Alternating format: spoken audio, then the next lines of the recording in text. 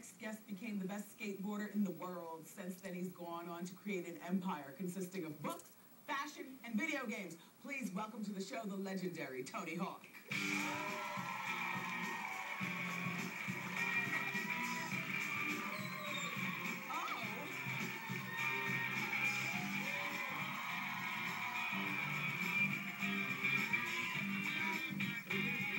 Legendary. Thank you. You know, wow, this is you. I gotta tell you, in Jersey, in the neighborhood where all the kids are skateboarding, we have a 10-year. You are. Yes, you are him. I thought you were saying you thought I'd come in as a video game character. No. Everybody wanted to quit school today just to come here and see you, but you know, alas, they're in like 5th and 6th grade. Here's a list of Tony Hawk's accomplishments, you guys.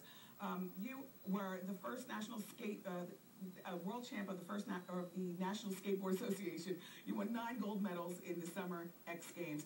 He is a New York Times best-selling author with 2 books, launched the first mainstream skateboarding clothing line available at Kohl's. He spawned over 15 game titles and became the best-selling video game franchise of all time. My goodness. I mean, Tony, did you ever think something as simple as skateboarding would take you this far?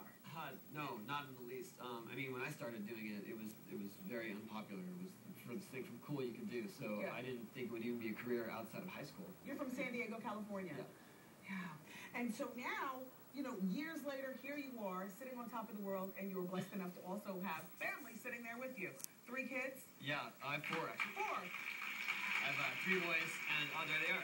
That was at her 2nd birthday party back in Oh, that's June. a good family. And then my oldest is 17, 11, 9, and 2. Yeah. And you're married? Yes. Yes. Do any of your boys skate like you?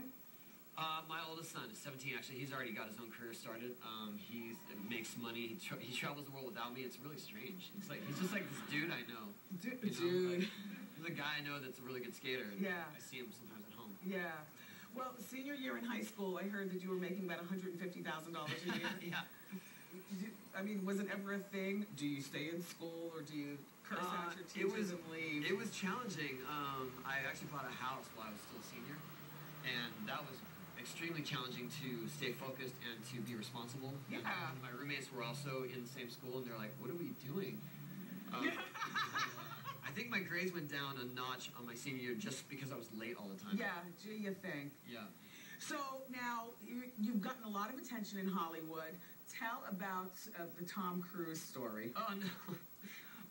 Or you can read it in your book. Well, basically I was pitching a 3D project to a bunch of studios. I wanted to do a 3D film before 3D really hit.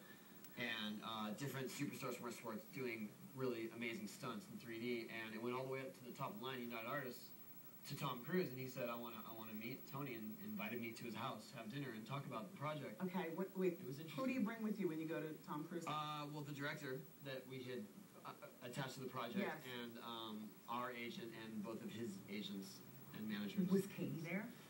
She was not, but his kids were there. You know Terry Crews? She was actually crawling on him during our whole discussion. I love it. It was pretty cool. I love it. Now, in the book, you also tell a little story about overhearing Tom and Katie doing a little talking. Well, she was on location, and she kept calling, and there was a lot of mush talk right there in the room, which was a little awkward for us. Honey, to be having a movie meeting, yeah. Meeting while that was going on, but he's legit. I mean, like I said, he's a great father, and it was fun to be there. It was a fun experience. Nothing came of it. Well, you know what, though? But you were still the most famous skateboarder in the world, so I'm sure something will come of it eventually. I hope so. Listen, you know what? Before we get to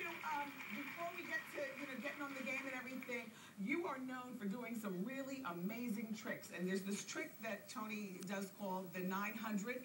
And how did you prepare for this 900? Wow, it's something I really wanted to do for a long time. And once I learned 720s, which is a double spin, that trick I practiced for about 5 years and came up short.